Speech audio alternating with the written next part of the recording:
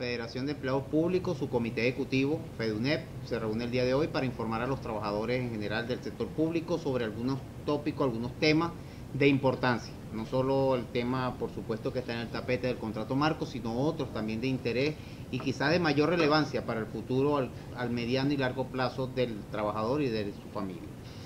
Queríamos arrancar con algunas problemáticas que tenemos en gobernación y alcaldía. Específicamente en la gobernación del estado Amazonas, el sindicato nos denuncia que los directores se incrementaron el salario en un 62%, es decir, en un estado deprimido, una gobernación que argumenta tener problemas de tipo financiero, se incrementaron los salarios de los directores de 18.000 a 32.000 bolívares. Mientras tanto, los educadores, los obreros y los empleados están a la espera de que se retome la discusión de su contrato colectivo con un incremento que ellos aspiran sea del 20%. Imagínense comparar esto con un 62% que se incrementan los directores de un plumazo.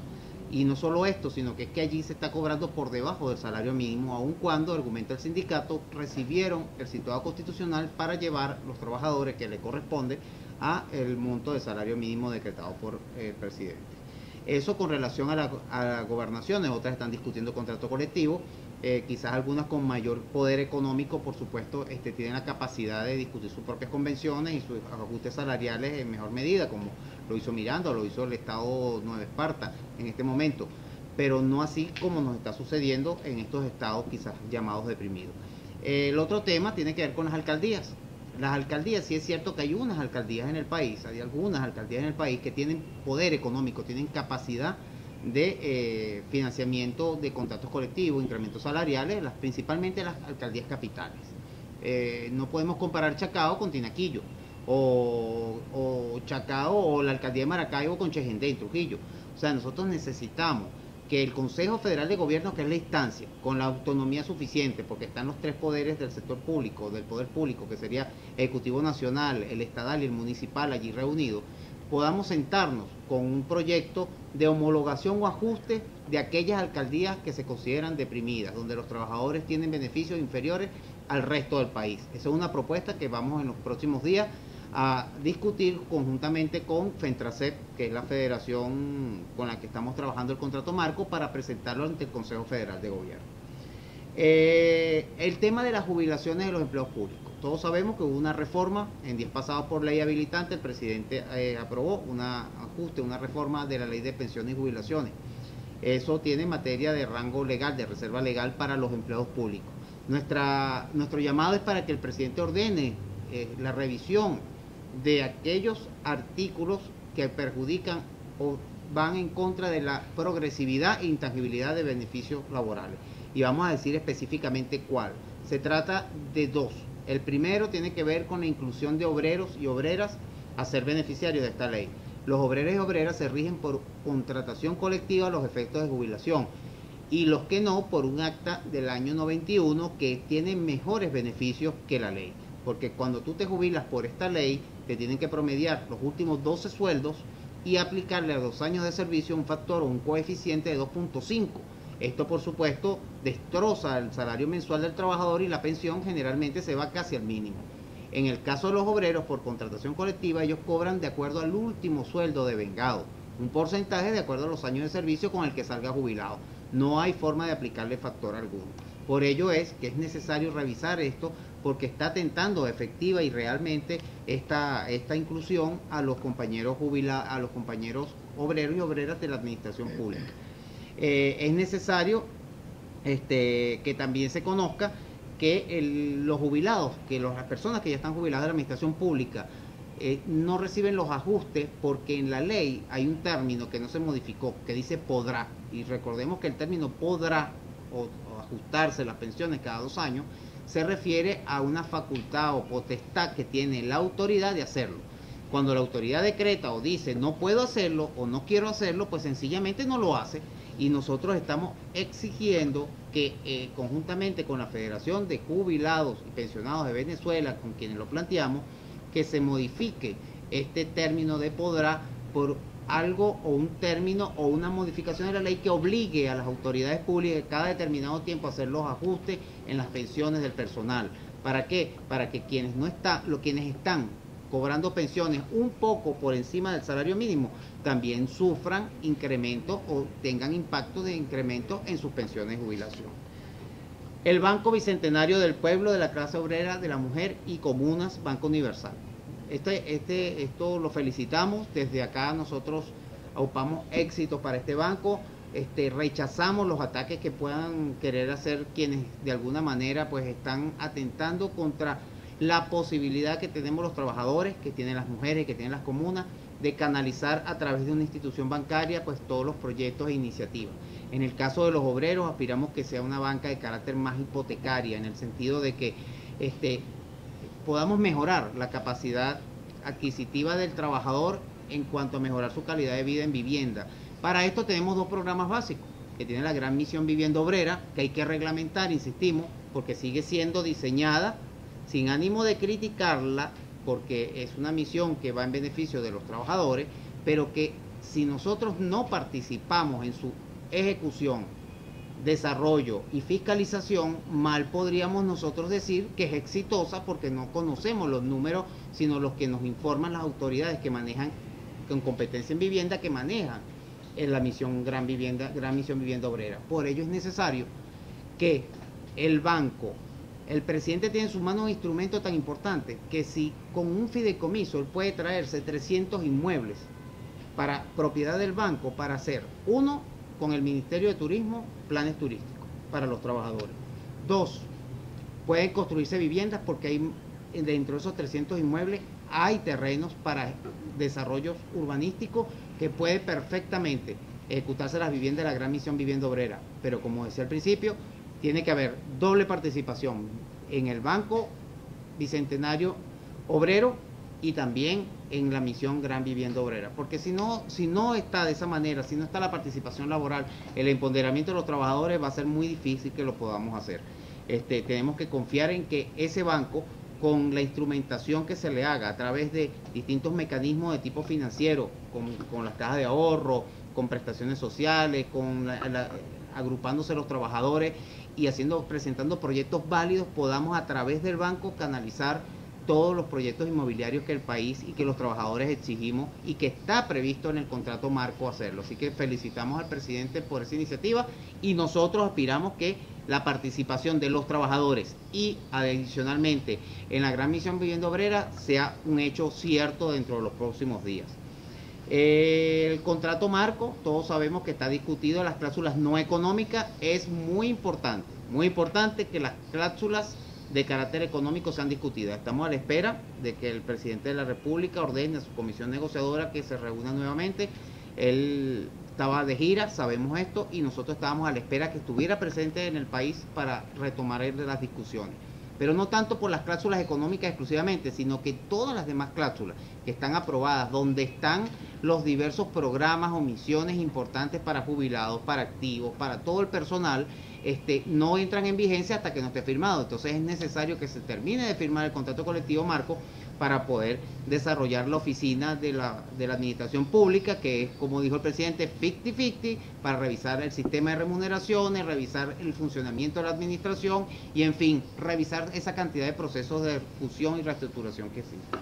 El otro tema tiene que ver con una denuncia que se nos presenta con los jubilados de algunos organismos públicos que están siendo excluidos de los programas que se realizan en los entes mensualmente, en algunos casos, en otros casos semanal, en otros casos quincenal, de Mercal y Pedeval Obrero.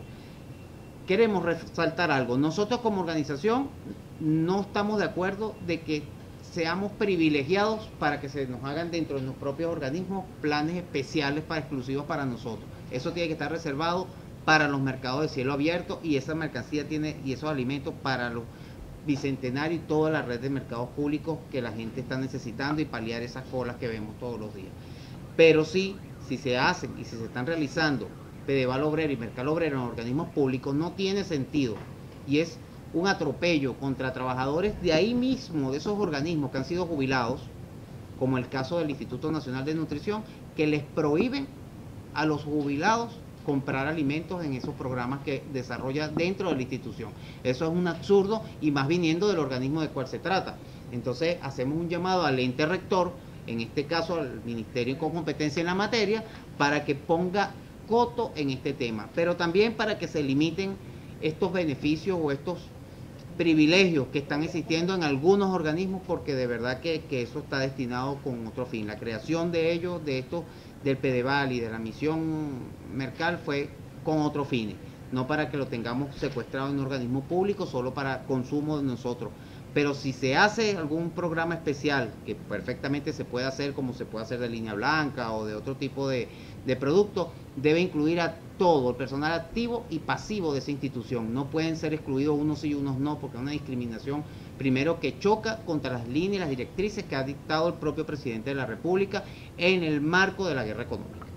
El otro tema es los procesos electorales. Un llamado público al Consejo Nacional Electoral, a su presidenta, la doctora Tibisay Lucena, para que reciba a las organizaciones sindicales y podamos estudiar, allanar el camino para un proceso de legitimación sindical que vaya desde la confederación hasta los sindicatos de base, federaciones que no estemos legitimados y que por múltiples razones de tipo de requisitos, de documentación, no podemos coincidir para realizar el proceso en la misma oportunidad.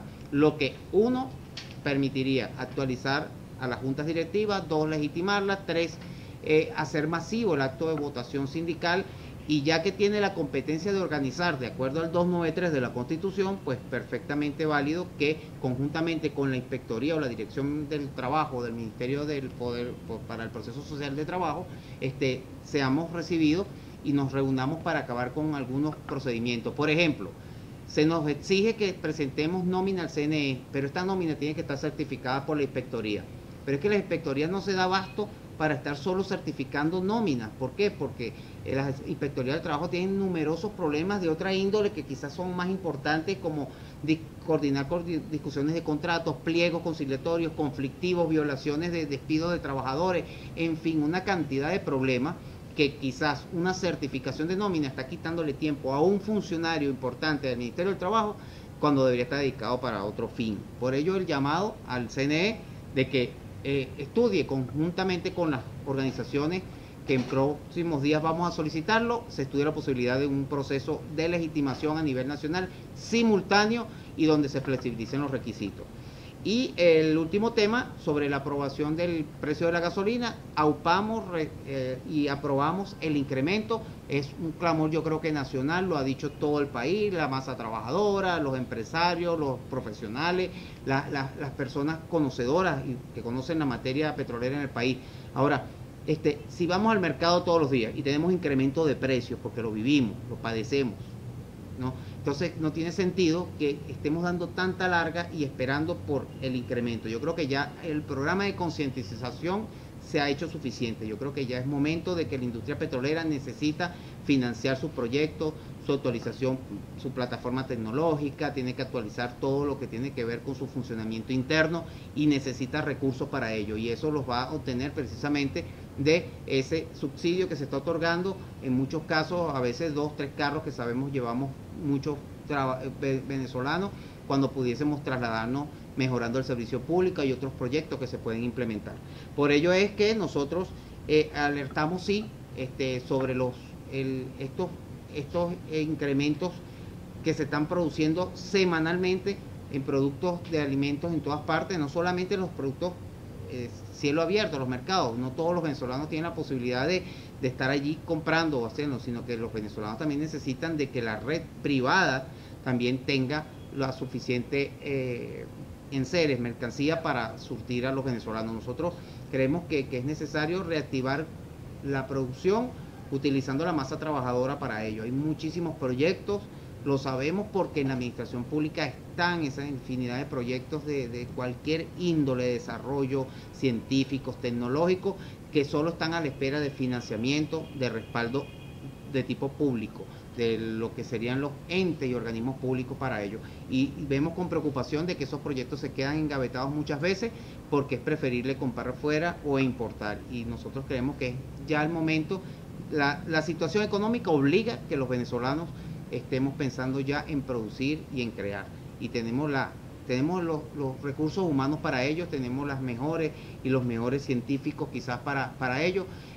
No dejemos que migren fuera del país. Yo creo que tenemos que invertir los recursos del Estado y creo que el presidente de la República lo ha dicho en reiteradas oportunidades, que está dispuesto a hacerlo. Pues entonces falta la iniciativa por parte de los propios trabajadores de presentar las propuestas y los proyectos para ello.